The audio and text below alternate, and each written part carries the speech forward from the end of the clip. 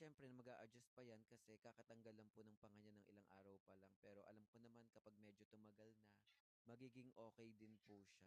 Bakit nga ba hindi ko siya pinatulog? Kasi nga po ni-rescue ko po siya para buhayin and kung napapansin niyo siya nga po mismo lumalaban, eh. So, sino po tayo para patulugin siya? I mean, maiintindihan ko po kung may mga brain damage, alam mo yung mga gano'n, yung makikita mong hirap na hirap siya. Pero kung nakikita niyo siya sa personal, hindi naman po siya totally nahihirapan kasi yung pagkain naman po is anytime puwede naman po natin siyang i-force feed, puwede rin pong padaanin diyan sa tube. So, hindi po siya totally na nagsa-suffer. Magsa-suffer man siya during eating time lang, pero after that wala naman po siyang ibang nararamdaman, wala po siyang seizure or kahit anong problema na talagang mahihirapan siya. Sa food and drinks intake niya naman po, madali lang naman po 'yan. And tignan niyo nga yung gagawin niya, oh, 'di ba, kumukulit na nga po siya.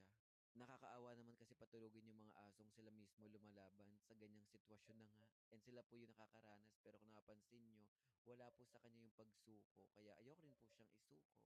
Kaya sa mga nagsasabing patulugin na lang po siya, siguro hayaan na lang po natin si Lord kung kailan po siya kukuhanin and hayaan na lang din po natin yung natural way. Kung mawawala man po siya, mawawala po siya. Pero hangga't buhay po siya, hangga't lumalaban po siya, lalaban ko po ito dahil sinasabi ko nga wala po akong karapatan kung siya mismo, eh, nalaban pa. So, sana naiintindihan niyo po yung point ko. Salamat.